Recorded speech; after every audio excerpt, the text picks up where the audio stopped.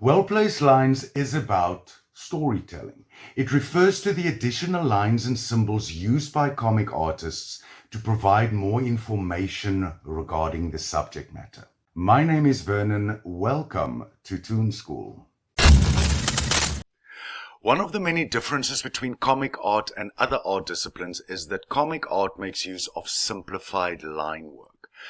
Disciplines like fine art, fantasy art, 3D animation, and a large chunk of illustration follow a more realistic approach to drawing by utilizing volume and color and other techniques of the trade to form or shape the subject. Disciplines like cartooning, comic books, 2D animation, manga, and the other chunk of illustration depict a more stylized version of the object or subject by making use of outlines. It's a rather crude simplification, but there it is. In cartooning especially, one line has to convey as much information as possible regarding the subject matter. And as every line tells a story, the line work therefore becomes so much more important. For example, let's take an ordinary coffee mug. By adding a little rectangle, you immediately add light and reflection. By adding a line on the opposite side of the light source, you have a shadow, both of these giving you value and volume. In the same way, you can add a line on the inside, which immediately gives you content, and color it in, which gives you a very specific drink. Adding a line above the coffee mug will give you heat. The more lines you add, the more the heat increases. In the same way, you can change the line to show a sparkly drink or use more organic lines to show steam or aroma.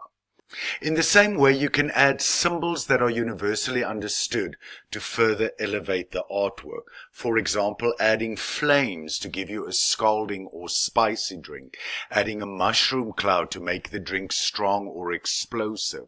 In the same way, you can create a magic potion, a poisonous drink, or a drink made with love, or a love potion to further demonstrate or illustrate the story. Alternatively, elements and symbols can be incorporated to create a specific theme or concept or to bring atmosphere to the artwork. The image of the candle was actually my sister's idea. I needed a 16th mug and I was out. I had nothing.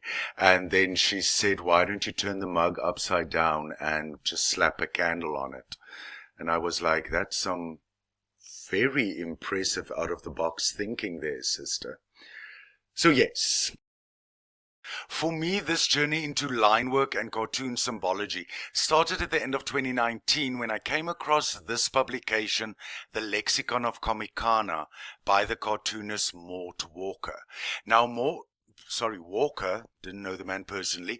Walker was the creator of popular cartoon strips like Beetle Bailey, High and Lois, and Boner's Ark, and he wrote the Lexicon of Comicana as a gag book in an attempt to classify all the symbols used by comic artists around the world.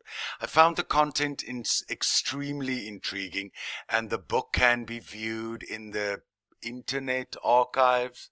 Didn't even know that was a thing. Walker was also a very wise man.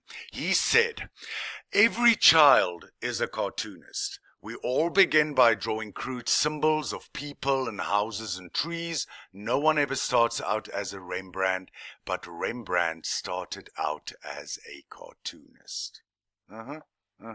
Now, especially that bit, no one ever starts out as a Rembrandt. Wise words to remember on those days where you just cannot seem to draw feet. In the videos to follow, we will be exploring these concepts of well-placed lines and cartoon symbology even further by addressing lines that convey specific information, starting with how to draw light and reflection. So stay tuned for more ToonSchool stuff. Your drawing project for today. Choose any inanimate object that is simple enough to replicate, much in the same vein as the coffee mugs I showed you before. So you can do a teacup, an egg, a bell. For the egg, you can do a Fabergé egg if you're feeling particularly creative today. You can do a horseshoe, a spray can, or a spanner. I'm really scraping the bottom of the things that should be easy to draw, barrel. And also anything from a computer or video game, anything you are playing with, anything you are playing for. The only thing I can think of is that extra life coin in Ready Player One. And then you can do anything from any fandom. Thor's hammer, Captain America's shield, Helga Hufflepuff's cup, whatever blows your creative hair back. So for step 2, you're going to draw a simplified or stylized version of the object, which pretty much means that you're going to leave out a lot of unnecessary detail. So for example, the teacup, you don't need all the pretty little flowers that Mrs. Potts had in Beauty and the Beast. You can do a flower. Or for Helga Hufflepuff's cup, instead of showing all the engravings, you just do some well-placed patterns or well-placed lines around the edges of the cup. The spray can, for example, do you really need the barcode?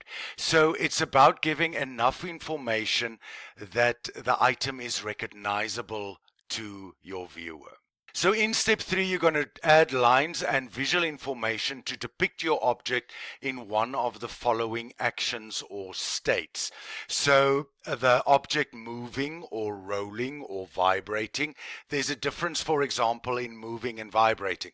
With vibrating, there would probably be more lines well placed around the object to show that the object is shaking or vibrating in different directions. Whereas with moving, it's most likely that you'll be adding lines on the one side to show that the object is moving and to specify direction.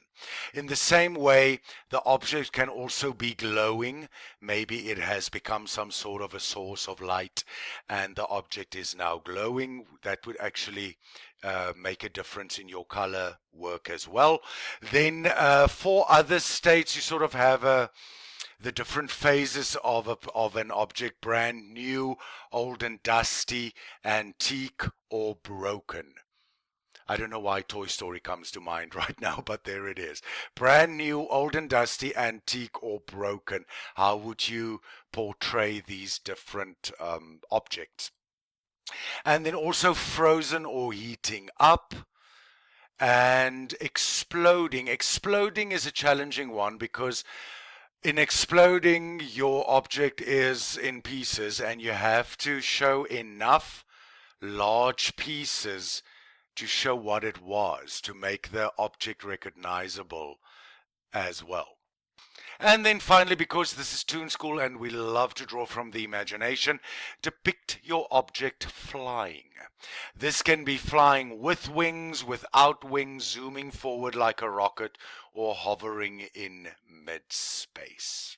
So those are your project options for today. Give it a whirl, see where it takes you. And if you come up with something that you really, really want to brag with and you post it on Instagram, be sure to tag ToonSchool so I can check it out. I would love to see what you came up with. So, until next time, go out, be great, live creatively in very many directions, and may the creative force be with you.